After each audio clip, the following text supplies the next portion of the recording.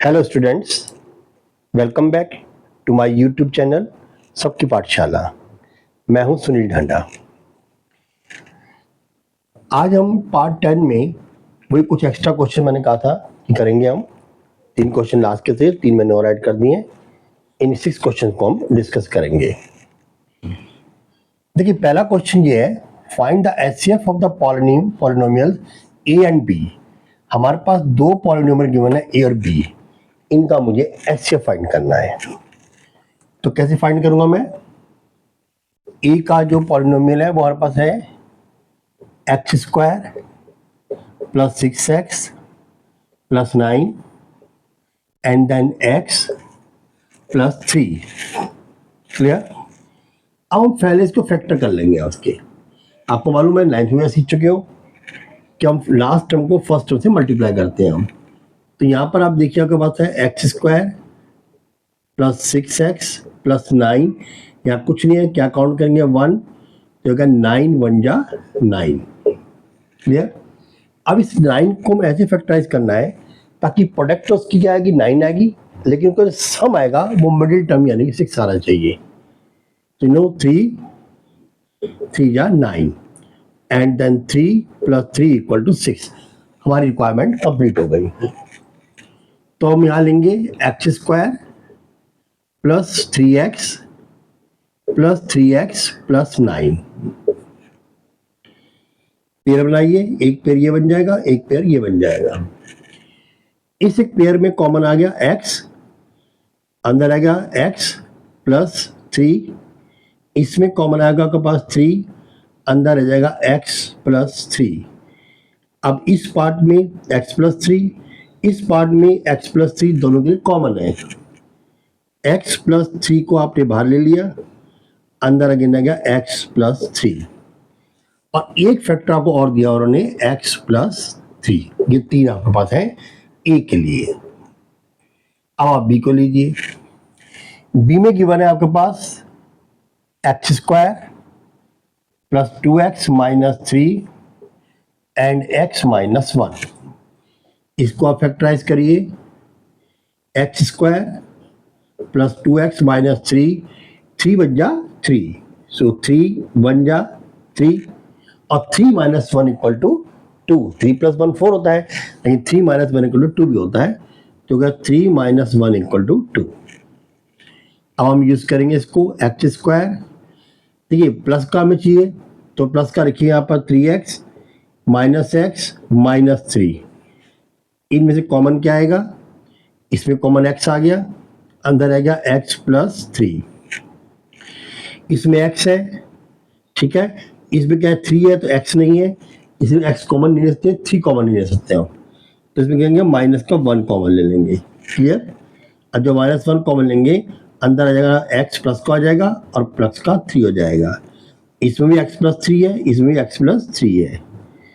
सो x plus 3 और then x minus 1।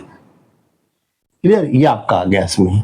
तो इसके फैक्टर आ गए x प्लस 3, x माइनस 1, और एक और फैक्टर दिया हुआ में x माइनस 1, इसका दिया हुआ ऑलरेडी। ये b के फैक्टर है। अब आप देखिए, जो a का फैक्टर है वो आपके पास आए हैं ये 3, x plus 3, x plus 3, x plus 3। b के फैक्टर के पास आ गए x plus 3, x minus 1, x minus 1। जब तुम एचसीएफ निकालते हैं हम लोग, तुम कहते हैं हायर कॉमन फैक्टर, यानी जो दोनों में कॉमन हो। इन दोनों में सिर्फ एक यही पार्ट कॉमन है। इसमें देखिए x प्लस 3 यहाँ है, x माइनस 1 है, x प्लस 3 यहाँ है, x माइनस 1 है, यहाँ x माइनस 1 है, ऊपर x माइनस 1 नहीं है, कॉमन है x प्लस 3। तुम्हारा एचसीएफ जाएगा वो आएगा x प्लस 3। समझ में आ गया होगा? ठीक है, तो ये आपका होगा question number 1। Question number 1।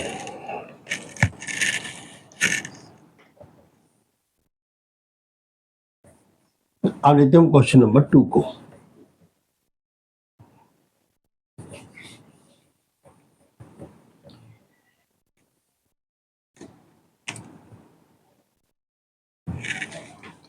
To कहता है on A morning walk 3 friends Ram, Mohan and Sohan step out together and their step measure 30 centimetre, 36 centimetre and 40 centimetre. 3 friend है, एक है राम, एक है मोहन और एक है सोहन। सॉरी, राम लेता है 30 सेंटीमीटर का स्टेप, मोहन लेता है 36 सेंटीमीटर और सोहन लेता है 40 सेंटीमीटर स्टेप। ठीक है, और एक साथ स्टार्ट करते हैं वो मॉर्निंग वॉक। अब कहता है इसमें कि what is the minimum distance each should walk so that each can cover the same distance in complete step. अगर वो स्टेप में कोई कमी नहीं लाता, 30, 36, 40 ही कवर करता है, तो बताइए वो कितना तीनों जो है मिलकर के वो कितना जो है डिस्टेंस कवर करेंगे ताकि तीनों के लिए कॉमन हो, एक जैसा हो। अगर तीनों 100 चल रहे हैं, तीनों ने 100 कवर किया हो, 200 किया है तो 200 किया हो, 300 किया तो 300 किया हो, तो इसके लिए हम क्या करेंगे, इसका एलसीएम ले लेंगे। हम क्या फाइंड करेंगे, एलसीएम। आप लेंगे 30, 36 एंड 40। पहला आप लीजिए 2, लेफ्ट इज 15, 18 एंड 20।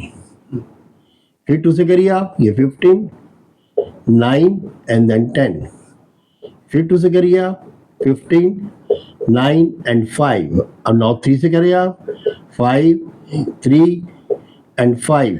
फिर 3 से करेंगे आप, 5, 1, 5। अब 5 से करिए आप, 1, 1, 1। क्लियर? अब आप जो है इसको मल्टीप्लाई कर लीजिए। 5 से 15, 15 3 जा 45, 45 टू जा 90, 92 जा 180, 180 टू जा 360। तो यानी हर कोई 360 सेंटीमीटर जो है वो कवर करेगा, और फिर मिल जाएंगे ये। क्लियर? फुल स्टेप के अंदर ये आपका आंसर आ गया।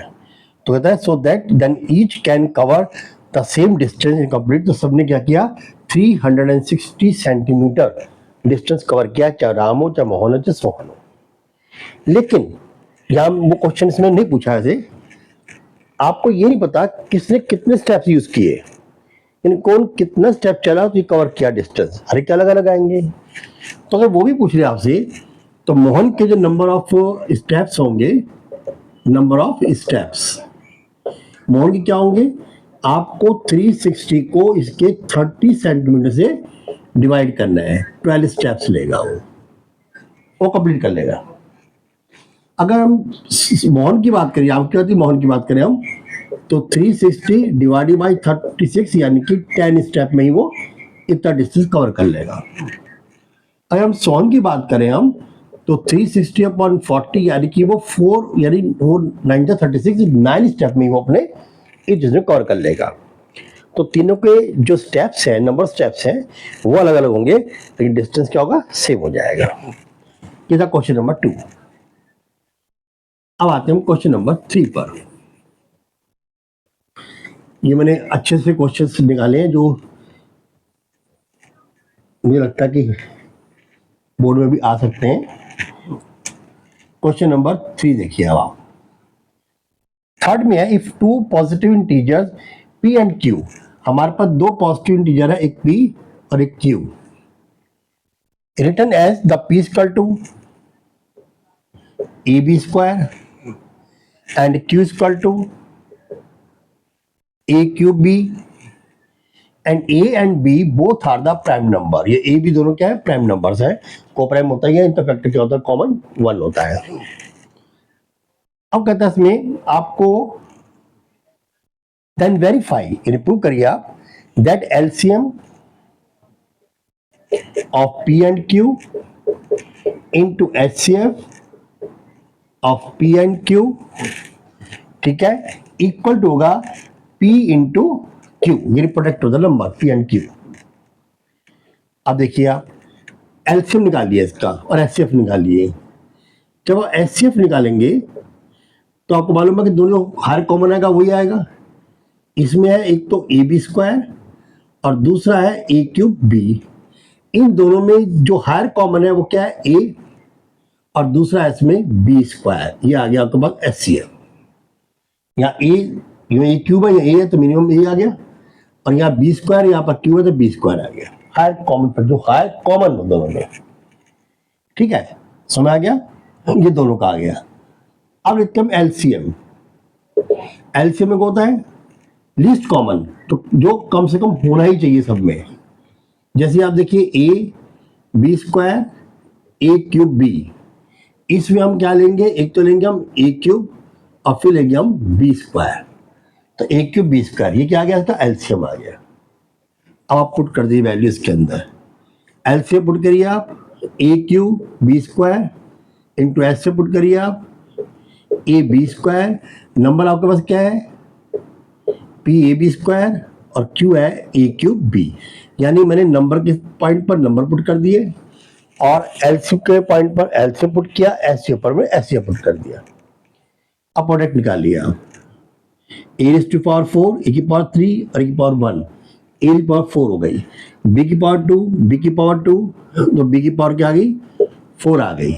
हाँ जी, ठीक है, तो आपका एचसीएफ था ए बी स्क्वायर, तो आपका ऐसे होगा ए बी स्क्वायर, और ये आता का ए क्यूब बी क्यूब। अब उसके बाद इधर ले लीजिए आप, यहाँ पर क्या आ गया ए एंड ए क्यूब, ठीक है, और इंटू आ गया आपके पास बी क्यूब आ रहा है, तो कहीं मिस्टेक है बी क्यूब में, आप देखिए इसमें ये आपका हो गया A B square A cube B, देखिए ए बी स्क्वायर और ए क्यूब बी, ठीक है। अब यहाँ पर जो हम लेंगे एचसीएफ ए बी स्क्वायर और ए क्यूब बी में, तो हमारे पास जो है, अच्छा यहाँ एचसीएफ इसमें बी स्क्वायर आ गया, ये एचसीएफ का बी आएगा, क्लियर।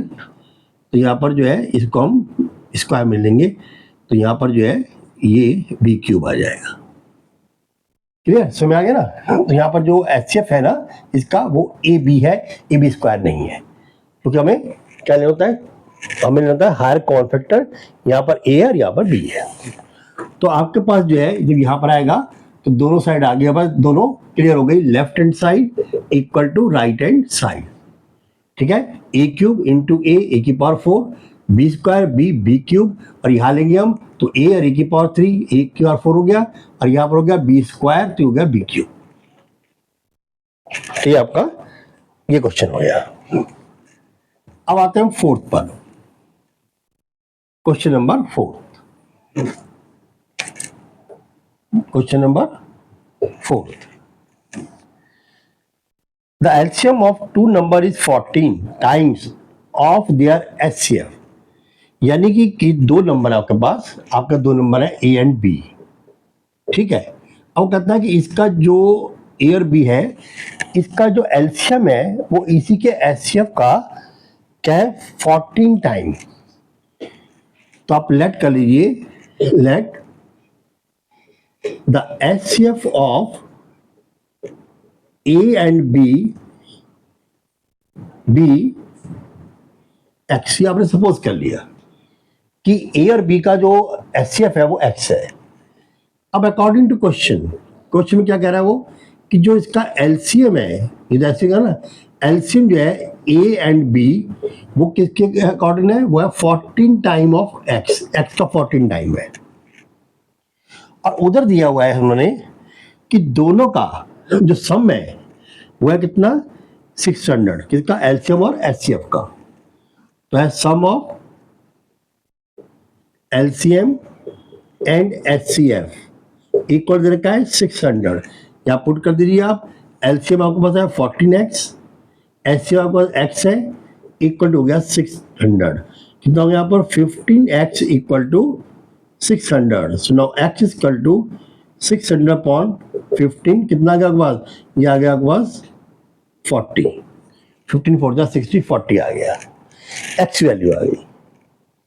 अब आपको मालूम है कि एचसीएफ कितना था, एक्स ही था, तो एचसीएफ तो आ गया आपका 40, लेकिन एलसीएम कितना था आपका 14x, समझ 14 इंटू 40, ठीक है, ये आपको उसको मल्टीप्लाई करना है, तो मल्टीप्लाई करेंगे कितना का 56, यानी कि 560।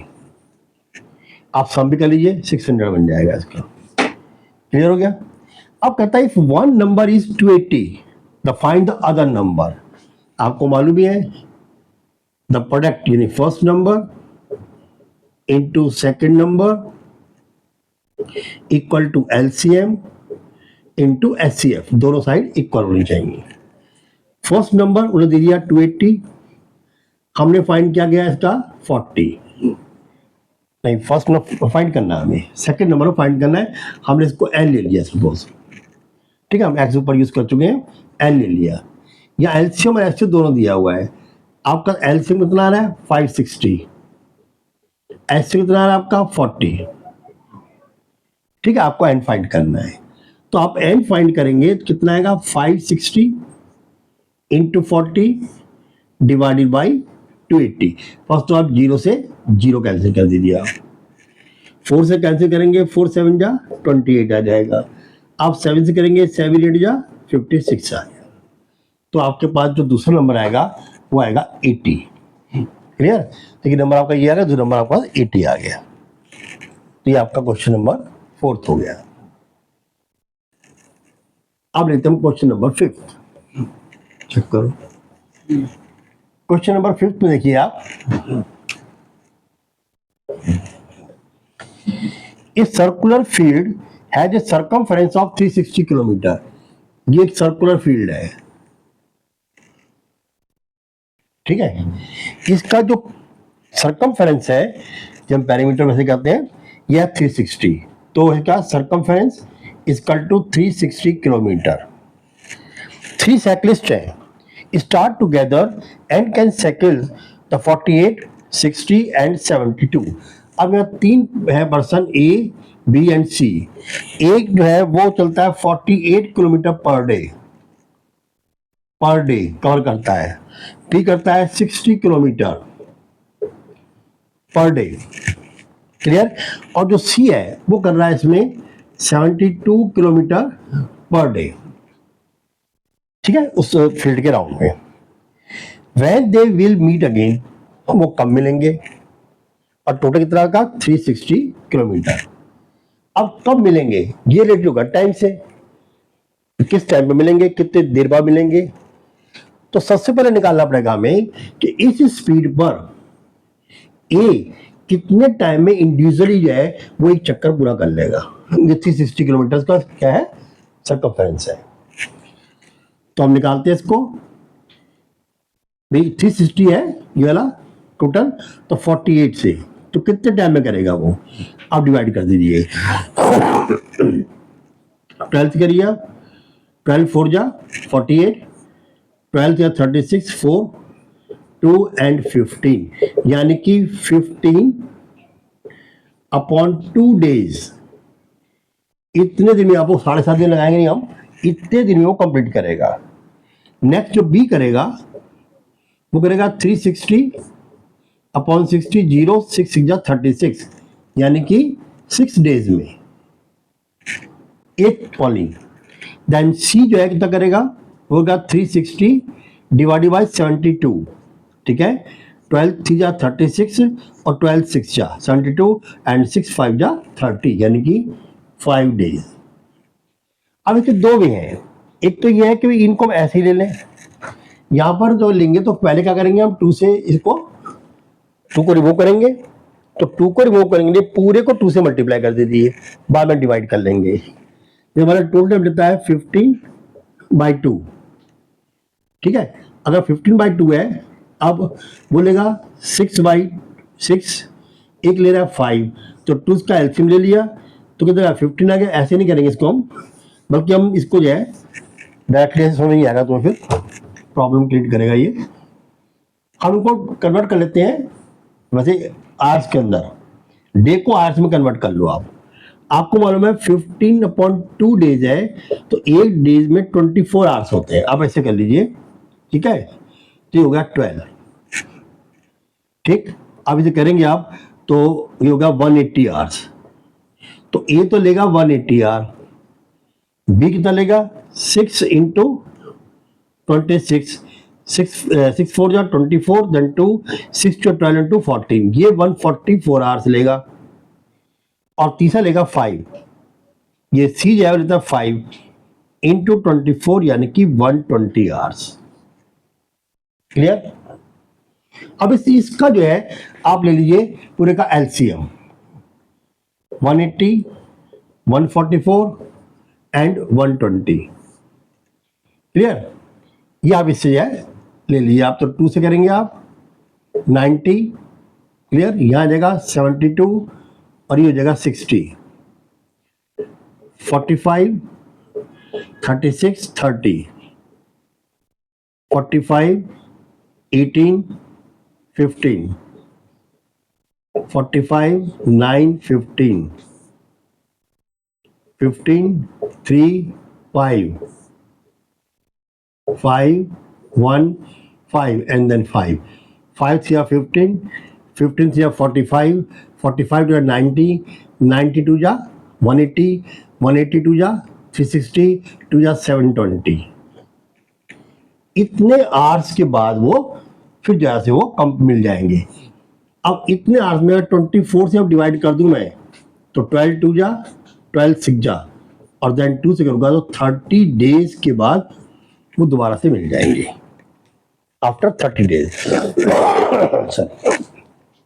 क्लियर? तो ये करना चाहे कर सकते थे कि हम 15/2 लेते रहिए, तो पहले इसको डिवाइड करेंगे 2 से मल्टीप्लाई कर देंगे तो ये 30 आ जाएगा। ठीक है, ये 12 आ जाएगा, ये 10 आ जाएगा, सबको ऐड करेंगे हम वो 60 आएगा, फिर 2 से डिवाइड करना पड़ेगा। तो बेटर ऐसे भी कर सकते हो आप इसको। ये आपका क्वेश्चन नंबर 5 हो गया। लास्ट क्वेश्चन है हमारे पास, क्वेश्चन नंबर 6। क्वेश्चन नंबर 6 बहुत अच्छा क्वेश्चन है ये। एक ट्रेडर है, व्यापारी है, with a basket of egg whose capacity is 100। उसके एक बास्केट है, उसके पास ये एग रखे हुए हैं और इस बास्केट की जो कैपेसिटी है वो कितनी है 100 एग्स की। 100 एग्स से ज्यादा से आ नहीं सकते। ठीक है, अब कहता है कि फाइंड इफ, और he find then if he sells 3 eggs at a time then 1 egg is left. अगर मान लीजिए वो ये देता है, या सपोज की दुकान पर कोई आता है कि एग दे दो, कितने 3 दे देता है उसको, फिर आया 3 दे देता है। ऐसे करते हुए नोटिस किया कि उसके पूरे टाइम के अंदर एग ले वाले ऐसे आए जिनको 3 एग की रिक्वायरमेंट थी, तो लास्ट में उसके 1 बचता है। तो आप सिंपल सी बात लगा सकते हो, आप 3 इंटू अगर 33 टाइम किया हो उसने ऐसा, तो 3 से 9, 9 प्लस 1, 9 1 बच गया। जब कहता है कि कभी फिर उसने ये महसूस किया कि if he sells 4 eggs at a time, अगर एक बार में वो एक पर्सन को 4 ही एग देता है कि 4 ही लेने आते हैं, तो इसको जो है वो कितनी बार करेगा इसको, आप देखिए इसमें कि यहाँ ऐसा होगा 33, अब वो 4 एग देता है हर बार। ठीक है, तो उसमें आप वो 100 को आप 4 से डिवाइड कर दीजिए, तो कितना आएगा आपके पास, then 4 to 8 maximum, 4 to 8 then 2 और देन 0। क्लियर? ये 100 है ये, तो 5 जा, लेकिन हर बार एक बचता भी है उसके पास। ठीक, तो हम इसको इस तरह फाइंड करेंगे हम कि हम कितने टाइम में इसको निकाल सकते हैं।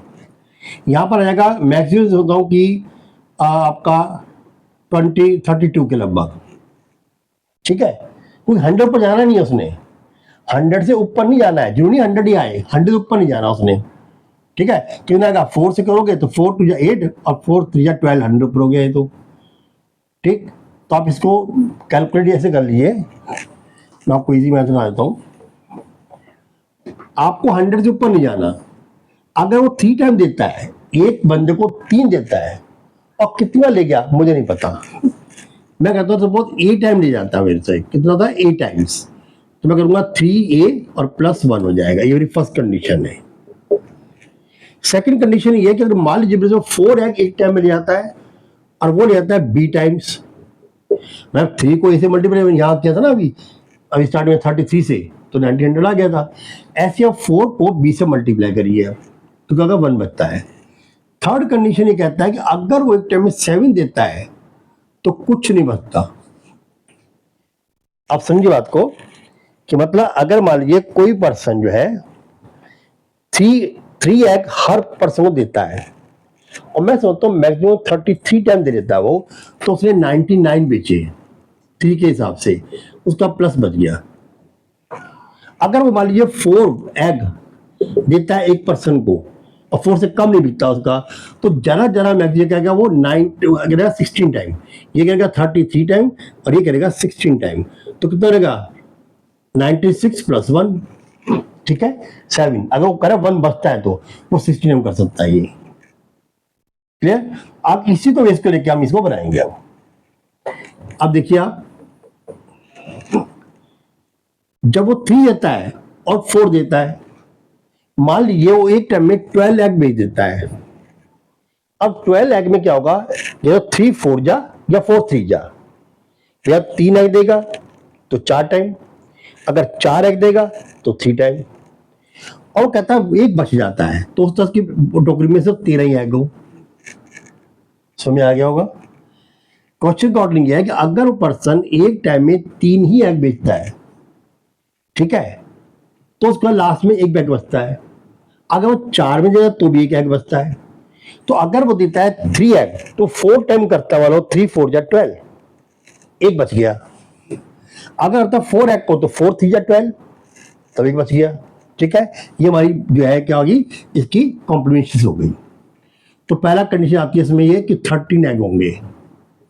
दूसरी कंडीशन ये आती है, हो सकता है कि भाई वो इससे आगे जाए, आज कितना होगा जरा 24 हो जाएगा। ठीक है, अगर वो 3 एग बेचता है 24 एग में, तो 3 8 जा 24। ठीक है, और अगर मान लीजिए 4 देता है तो 4 6 जा 24, फिर वही आ गया और एक एग बच गया उसके पास। अब आ गया उसको 25। ऐसे आप लगा लीजिए जो 100 से नीचे आ जाए। तो 12 के टेबल में चलिए आप, 12 1 जा 12, 12 2 जा 24, 12 3 जा 36,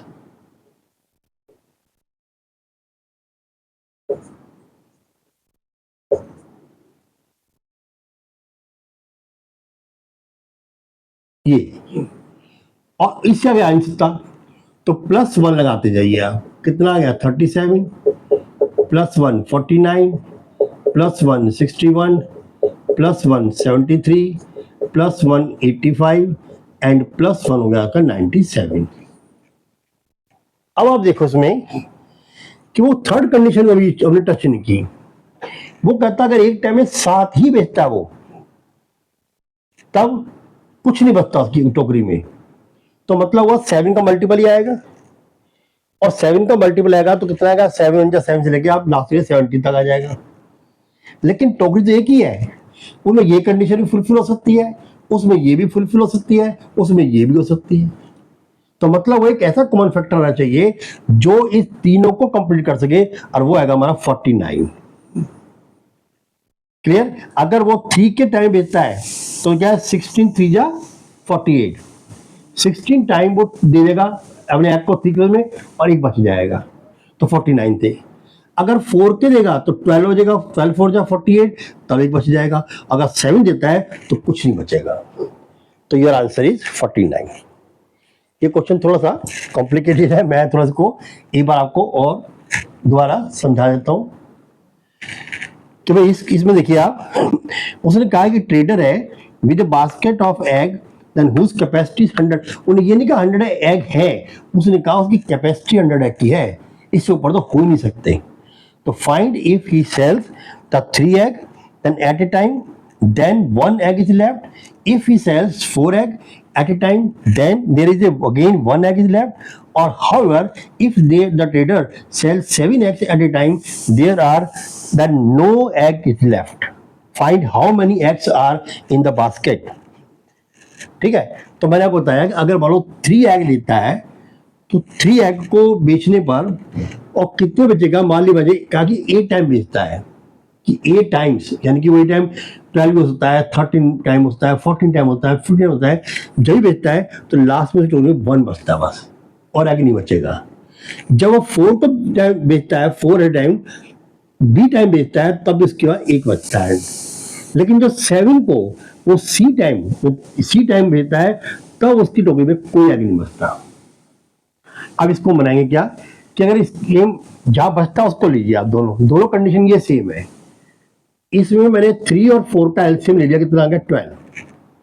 अगर 3 एग एट टाइम बेचता है तो 4 टाइम में वो 12 एग बेच देगा। अगर 4 एग को एट टाइम बेचता है तो 3 टाइम में 12 एग बेच देगा, और तब उसके बाद टोकरी में 1 एग बच जाता है। अगर तो चाहे कंडीशन ये हो चाहे कंडीशन दूसरी हो, उसमें क्या आएगा, 1 एग एक्स्ट्रा आएगा। तो टोटल एग जो है उसकी टोकरी में कितने थे, 30। उसके एलसीएम ने 1 को ऐड कर दिया। क्लियर। अब इसी 12 को आगे लेके चलेंगे, तो कब तक लेंगे हम, पूरे 100 तक। वो 100 पर तो होना नहीं है, हमने ले लिया 12 को लिया हमने, पहले 12 बन जा 12 और प्लस 1 13, 12 to 24 प्लस 1 25, 3 जा लगाएंगे 36 प्लस 1 37, 48 होएगा प्लस 1 49, 12 5 60 प्लस 1 61, 12 6 72 प्लस 1 73, 12 7 जा 84 प्लस 1 85 एंड 12 8 जा 96 प्लस 1 97। 100 पर जाना नहीं है, ठीक है। हमने इस को ले लिया, वो 12 से चल रहा है आगे। अब इसमें हम देखते हैं कि लास्ट कंडीशन क्या है, अगर वो 7 बेचता है एक ही टाइम के अंदर, तब उसकी टोकरी में कुछ नहीं बचता। क्लियर। अब हम ऐसा देखेंगे ये कि जो इन तीनों को मैच करे, अगर वो अपने 7 एट टाइम को 7 टाइम बेचता है तो 7 7 जा 49, और उसकी इसमें नहीं बचता। अगर एक्चुअली 49 है तो क्या 49 टच कर रहा है, बिल्कुल टच कर रही है। वो 3 एग को जो है वो कितने बेचेगा, 3 एग को वो 16 बार बेचेगा तो 48 होंगे, एक बच गया। 4 एग इकट्ठे देगा तो 12 बार बेचेगा, तब एक बच जाएगा। और 7 टाइम 7 एग को 8 टाइम बेचेगा तो कुछ नहीं बचेगा उसके लिए। तो answer your 49 eggs are present in that basket. Clear. चलिए आपका ये मैंने कंप्लीट करा दिया है। अब पॉलिनोमियल तो कंप्लीट हो ही गया है, सॉरी ये रियल नंबर। तो अभी स्टार्ट करेंगे हम पॉलिनोमियल्स। क्लियर। थैंक्स।